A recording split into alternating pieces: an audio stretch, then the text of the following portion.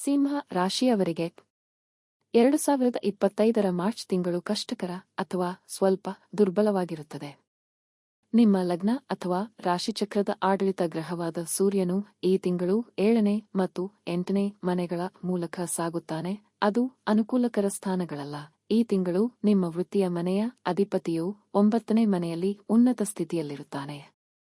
ಈ ತಿಂಗಳು ಯಶಸ್ವಿಯಾಗಲು ನೀವು ಯೋಗ್ಯವಾದ ಸಾಧ್ಯತೆಯನ್ನು ಹೊಂದಿರುವಿರಿ, ಆದರೆ ಅದಕ್ಕಾಗಿ ಸಾಕಷ್ಟು ಶ್ರಮ ಪಡಬೇಕು. ಯಾವುದೇ ಹೊಸ ಹಣಕಾಸು ಹೂಡಿಕೆಗಳನ್ನು ಮಾಡಲು ಅಥವಾ ಯಾವುದೇ ರೀತಿಯ ವ್ಯಾಪಾರ ಉದ್ಯಮಗಳನ್ನು ಪ್ರಯತ್ನಿಸಲು ಇದು ಸೂಕ್ತ ತಿಂಗಳಲ್ಲ. ಶೈಕ್ಷಣಿಕ ದೃಷ್ಟಿಕೋನದಿಂದ ಮಾರ್ಚ್ ಸಾಮಾನ್ಯವಾಗಿ ಸರಾಸರಿ ಫಲಿತಾಂಶಗಳನ್ನು ನೀಡುತ್ತದೆ.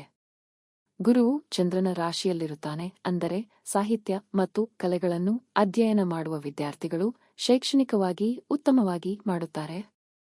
ಕುಟುಂಬದ ವಿಷಯಗಳು ನಿಮಗೆ ಮಿಶ್ರ ಫಲಿತಾಂಶಗಳನ್ನು ತರಬಹುದು.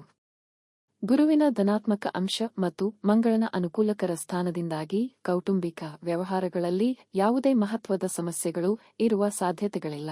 ನಿಮ್ಮ 5ನೇ ಮನೆಯ ಅಧಿಪತಿ ಗುರು ಮಾರ್ಚ್ ತಿಂಗಳ ನಿಮ್ಮ ಪ್ರೀತಿಯ ಜೀವನಕ್ಕೆ ಸಂಬಂಧಿಸಿದಂತೆ ತುಂಬಾ ಪ್ರಬಲ ಸ್ಥಾನದಲ್ಲಿಲ್ಲ. ತಿಂಗಳ ಮೊದಲಾರ್ಧದಲ್ಲಿ ಶನಿ ಮತ್ತು ಸೂರ್ಯನು ನಿಮ್ಮ 7ನೇ ಮನೆಯಲ್ಲಿದ್ದಾಗ ನೀವು ಸಂಗಾತಿಯೊಂದಿಗೆ ವಾದಗಳನ್ನು ಹೊಂದಿರಬಹುದು ಅಥವಾ ಅವರ ಆರೋಗ್ಯ ಕೆಡಬಹುದು. ನಿಮ್ಮ ಲಾಭದ ಮನೆಯ ಅಧಿಪತಿ ಬುಧ ಈ ತಿಂಗಳು ಉತ್ತಮ ಆರ್ಥಿಕ ಸ್ಥಿತಿಯಲ್ಲಿಲ್ಲ. ಮಾರ್ಚ್ ನಿಮಗೆ ಆರೋಗ್ಯದ ವಿಷಯದಲ್ಲಿ ದುರ್ಬಲ ಫಲಿತಾಂಶಗಳನ್ನು ನೀಡುತ್ತದೆ.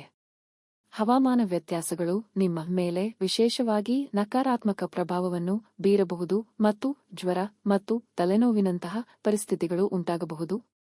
ಪರಿಹಾರ: ಈ ತಿಂಗಳು ಕಡಿಮೆ ಪ್ರಮಾಣದ ಉಪ್ಪನ್ನು ಸೇವಿಸಲು ಪ್ರಯತ್ನಿಸಿ ಮತ್ತು ಭಾನುವಾರದಂದು ಅದನ್ನು ಸಂಪೂರ್ಣವಾಗಿ ತ್ಯಜಿಸಿ.